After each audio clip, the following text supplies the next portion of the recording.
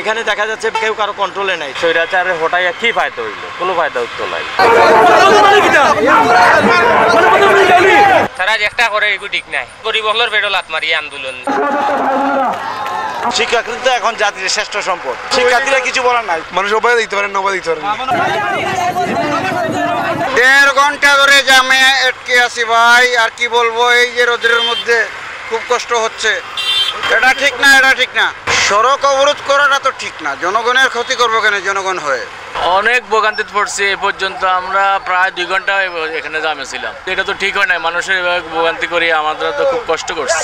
কিন্তু আমরা তো শিক্ষার্থীকে বলতে চাই, এইভাবে যে আমাদেরকে ভোগান্তি দিতেছে এটা তো ঠিক না। তোমরা যা স্বাধীন করেছো এবং এই স্বাধীনতার রক্ষার্থে যদি মানুষের ভোগান্তি বাড়ে তাহলে তো আমাদের সব কষ্ট হইতেছে। এখন এইগুলিকে করা তো ঠিক না। আমি ইসলাম ওদিক দিয়া চত্বরে ওদিক দিয়ে আইসি, আবার পরে দেখছি যে লম্বা জাম, পরে ওদিক দিয়ে ঘুরিয়া আবার ওদিক দিয়ে আইসি, কাস্তরাইলের ভিতরে দিয়ে আইয়া ওই আইয়া এখনও যাম।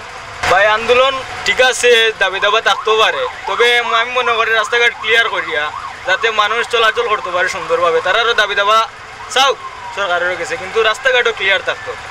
এরকম সিস্টেম করে চলাটা উচিত। আসলে শিক্ষার্থীর প্রতি এরকম অনুরোধ আছে যে তারাও শৃঙ্খলা বজায় রাখা, তারা দাবি দেওয়া চাও।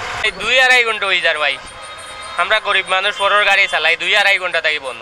এগুলো সঠিক নাই ভাই, আমরা বড় কষ্ট আছে।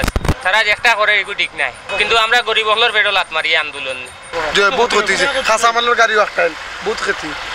মানে বাজার ধরে যাইতো না, তো বাজার বাড়ি দিন আমরা বিশ্বনাথ তো বাজার না নিয়ে মানুষ খেতে ধরলাও বা তারা অমলা করতে আসিল, মানুষের আগে কইতে আসিল, মানে এখন অর্ডার দিলাও অবরোধ তো মানুষ তো গাড়ি লিয়ে আইলো না। ই তারা মানে সময় যা করছে, মানুষ উপায় দিতে পারেন, নবাই দিতে পারেন। বলার ভাষাই নাই। আন্দোলন বলতে চাই এটাই যে শান্তি শৃঙ্খলাভাবে করুন, সমস্যা নাই। তো আমাদের যারা রোগী অথবা যে কোনো যে কোনো জরুরি যে কোনো বিষয় যাতে সমস্যা না হয় এদিকে লক্ষ্য করার জন্য আমার অনুরোধ। 5টা বাজবে আপনার এই জামটা ছুটতে ছুটতে। শিক্ষার্থীরা তো তারা মনে হয় আন্দোলন করিয়া গেছে, কিন্তু মানুষের যে জনসাধারণ দুর্ভোগ কমপক্ষে বিকাল 5টা বাজবে আপনারা পয়েন্টও থাকিয়া দরকার, জামগুলা ক্লিয়ার হইতে হইতে।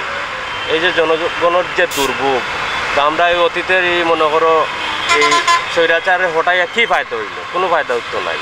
আপনারা দেখছেন প্রায় ঘণ্টাখানেকের উপরে এটা বন্ধ রাখাতে আমরা কিন্তু তাদের সাথে বারবার কথা বলেছি। আমরা বলছি ভাই আপনারা যাই করেন, আপনারা রোড ক্লিয়ার রেখে করেন, এখানে পজিশন করেন, যাই করেন, রোডটা যাতে ক্লিয়ার থাকে। জনগণ এখানে অনেক রুগী আছে, স্টুডেন্ট আছে, যারা স্কুল থেকে ফেরত আছে, অনেকে ওসমানী মেডিকেলে যাবে, অনেকে ফ্লাইট ধরবে, এরকম অনেক আছে। তাদেরকে অনুরোধ করেছি বারবার, কিন্তু আপনারা দেখেছেন যে এক পক্ষ রাজি হচ্ছে, আরেক পক্ষ।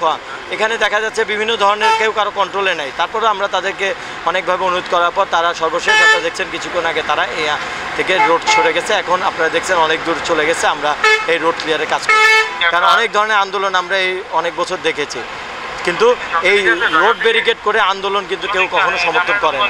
সুতরাং এটাই তাদের কাছে অনুরোধ, তারা যেন ভবিষ্যতে এরকম কোনো আন্দোলনের দিকে না যায়। আমরা তাদেরকে কথা বলবো, তাদের সাথে তাদের যে প্রিন্সিপাল আছে সহ উপর মহলে আমরা কথা বলবো। তাদের সাথে কথা বলে আমরা তাদেরকে বলেছি তাদের যৌক্তিক সকল দাবির প্রতি এই তত্ত্বাবধায়ক সরকারও একমত, আমরাও একমত আছি, কিন্তু সেটা প্রতিবাদের ভাষা হতে হবে শালীনভাবে এবং মানুষের জনদুর্ভোগ সৃষ্টি না করে। সুতরাং তাদের কাছে কালকেও অনুরোধ আমরা, এবং আমরাও চেষ্টা করব তাদেরকে আজকেও কথা বলে যাতে কোনো জনদুর্ভোগ সৃষ্টি না হয়।